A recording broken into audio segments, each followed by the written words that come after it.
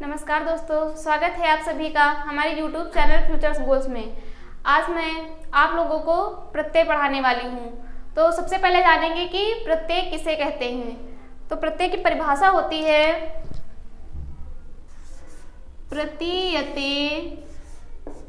प्रतीयते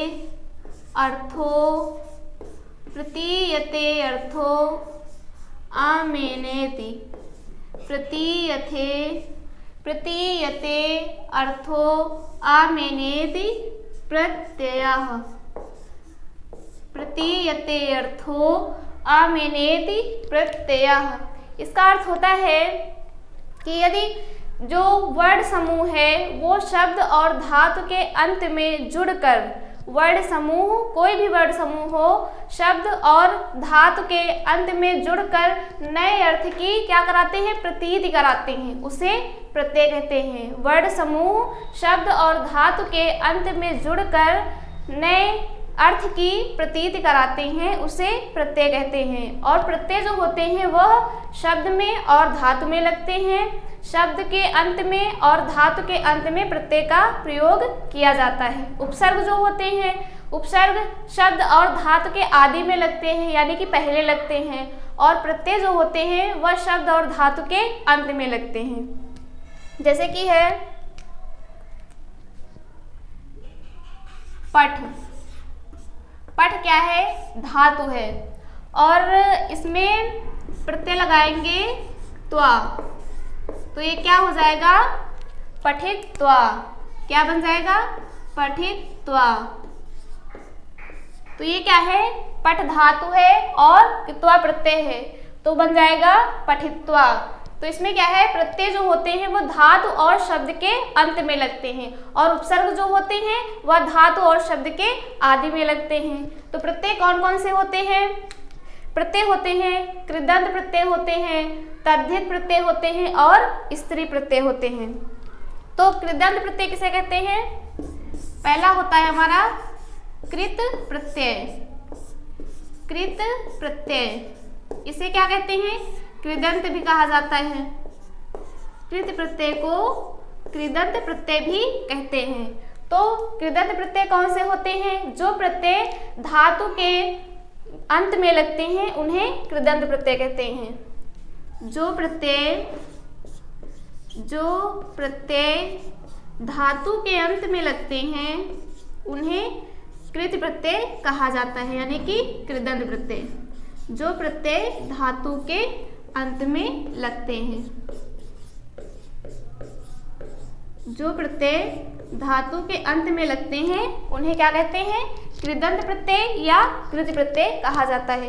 इसके बाद हमारा आता है तद्धित प्रत्यय। तद्धित प्रत्यय किसे कहते हैं, दूसरा है तद्धित प्रत्यय। तद्धित प्रत्यय, इसे तद्धितांत भी कहते हैं, तद्धितांत प्रत्यय। तो तद्धित प्रत्यय क्या होते हैं, जो प्रत्यय शब्द के अंत में लगते हैं वो तद्धित प्रत्यय होते हैं। जो प्रत्यय शब्द के अंत में लगते हैं, किसके अंत में लगते हैं, शब्द के अंत में लगते हैं, उन्हें क्या कहते हैं, तद्धित प्रत्यय कहते हैं। तद्धित प्रत्यय शब्द के अंत में लगते हैं और कृदंत प्रत्यय धातु के अंत में लगते हैं। इसके बाद आता है हमारा स्त्री प्रत्यय। तो स्त्री प्रत्यय क्या होता है, अगला है स्त्री प्रत्यय। तो स्त्री प्रत्यय किसे कहते हैं, जो पुल्लिंग शब्द को स्त्रीलिंग में परिवर्तित करने के लिए जिसका प्रयोग किया जाता है, अर्थात पुल्लिंग को स्त्रीलिंग बनाने के लिए जिस प्रत्यय का प्रयोग किया जाता है उसे स्त्री प्रत्यय कहते हैं। पुल्लिंग को स्त्रीलिंग बनाने के लिए जिस प्रत्यय का प्रयोग किया जाता है वो स्त्री प्रत्यय कहलाता है। पुल्लिंग को स्त्रीलिंग बनाने के लिए,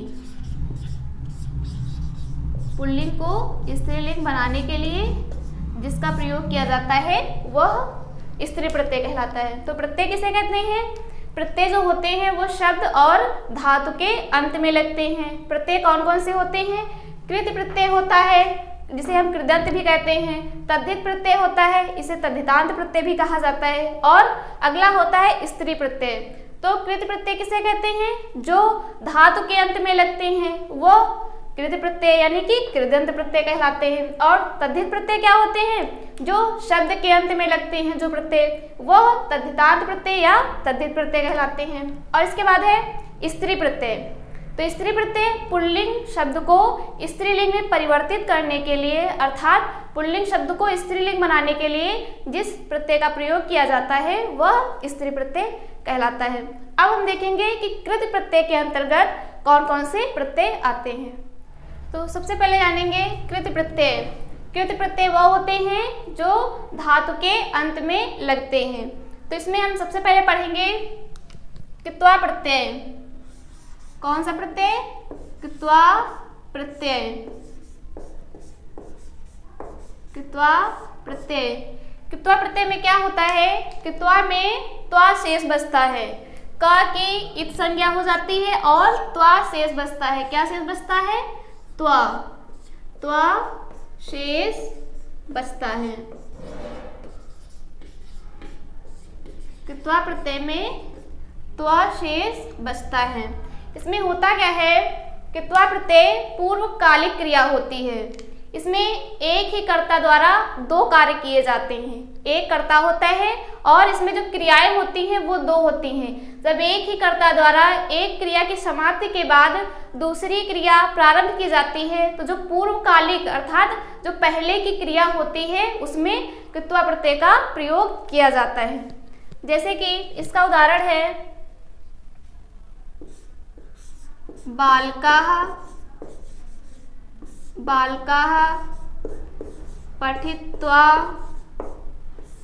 बालकाः पठित्वा गृहं गच्छति।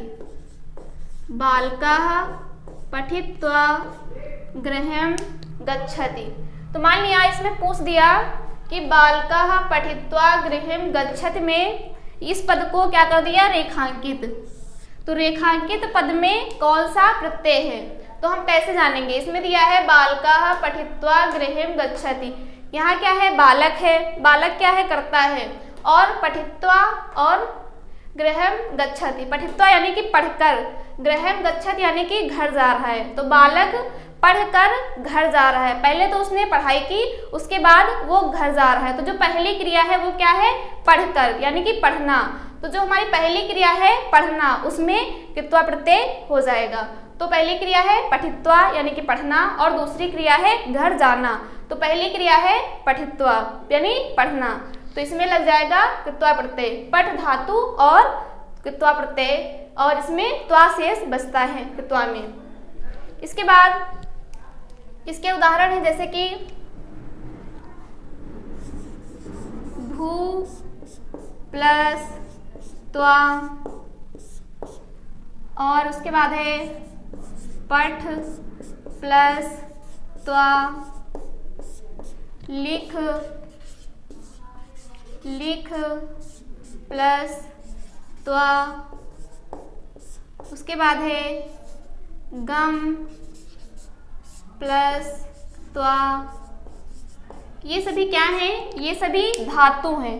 भू माने होना, पठ यानी पढ़ना, लिख यानी कि लिखना, गम माने जाना, ये धातुएं हैं। और इसमें भू धातु में कृत्वा प्रत्यय मिलाएंगे तो क्या हो जाएगा? भूत्वा। क्या हो जाएगा? भूत्वा। उसके बाद है पठ प्लस कृत्वा यानी कि पठ धातु है और कृत्वा प्रत्यय है, तो पठ धातु में कृत्वा प्रत्यय मिलाएंगे तो क्या हो जाएगा? पठित्वा। पठित्वा। उसके बाद है लिख प्लस कृत्वा तो हो जाएगा लिखित्वा। लिखित्वा। उसके बाद है गम प्लस कृत्वा तो हो जाएगा गत्वा। इसके बाद है हस धातु प्लस कृत्वा प्रत्यय तो क्या हो जाएगा? हस प्लस कृत्वा हो जाएगा हसित्वा। हसित्वा। फिर उसके बाद है दृश धातु और कृत्वा प्रत्यय, तो इसका क्या हो जाएगा? दृष्ट्वा। क्या हो जाएगा? दृष्ट्वा। ये है इसके उदाहरण, यानी कि कृत्वा प्रत्यय किस प्रकार से प्रयोग किया जाता है। तो कृत्वा प्रत्यय का सबसे पहली बात तो त्वा शेष बचता है इसमें, और इसमें जो है पूर्वकालिक क्रिया होती है, एक कर्ता होता है और दो क्रियाएं होती हैं। तो जो पहली क्रिया होती है उसमें कृत्वा प्रत्यय का प्रयोग होता है, और जिसमें भू धातु और कृत्वा प्रत्यय हो जाएगा भूत्वा, पठ प्लस कृत्वा हो जाएगा पठित्वा, लिख प्लस कृत्वा हो जाएगा लिखित्वा, गम प्लस कृत्वा हो जाएगा गत्वा, और हस प्लस कृत्वा हो जाएगा हसित्वा, दृश प्लस कृत्वा हो जाएगा दृष्ट्वा। तो ये है कृत्वा प्रत्यय। इसके बाद हम देखते हैं अगला प्रत्यय।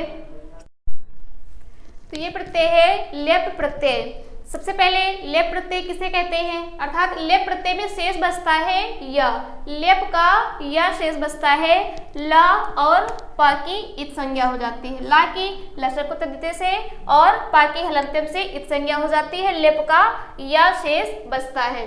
और लेप प्रत्यय में क्या होता है, इसमें यदि धातु से पहले उपसर्ग लगा हो, यदि धातु से पहले उपसर्ग लगा हो तो धातु के अंत में लेप प्रत्यय का प्रयोग होता है। जहाँ पर धातु से पहले उपसर्ग लगा होता है वहाँ पर लेप प्रत्यय का प्रयोग होता है। उपसर्ग कौन से होते हैं?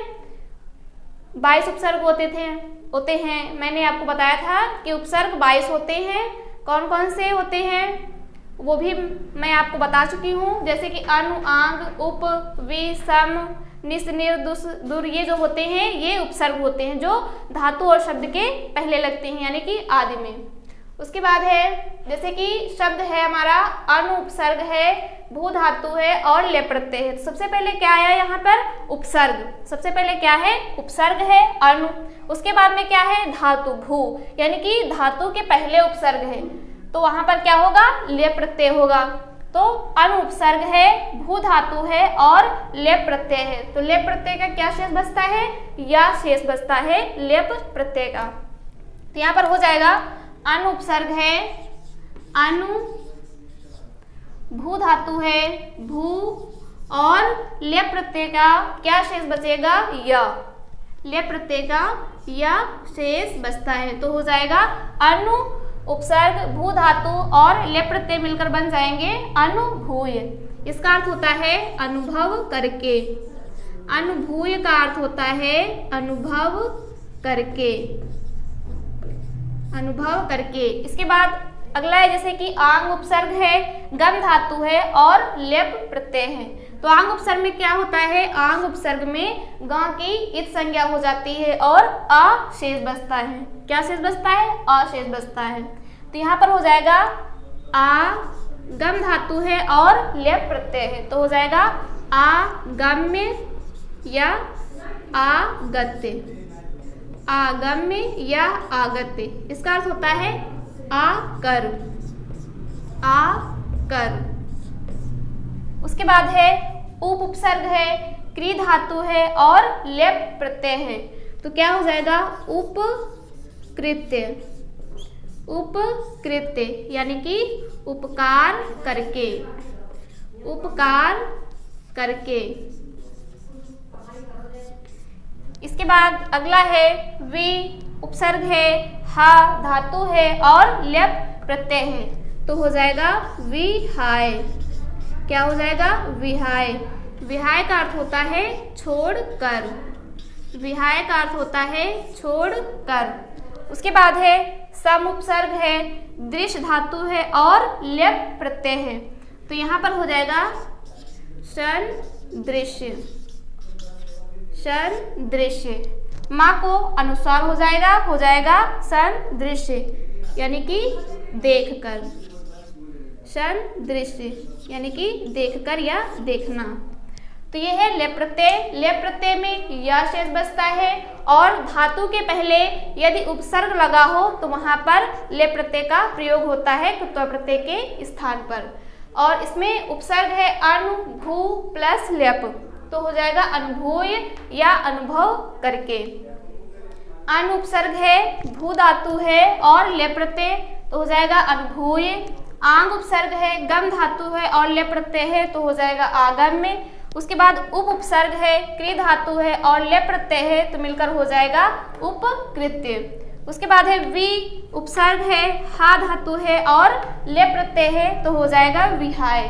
उसके बाद है सम उपसर्ग, दृश्य धातु और ले प्रत्यय तो हो जाएगा सदृश्य। ले प्रत्यय में याद रखना है कि धातु से पहले यदि उपसर्ग लगा हो तो वहां पर ले प्रत्यय होता है और ले प्रत्यय में लेप का य शेष बचता है। तो दोस्तों यदि आप लोगों को ये वीडियो पसंद आया हो तो प्लीज़ लाइक करें, शेयर करें और सब्सक्राइब करें। धन्यवाद।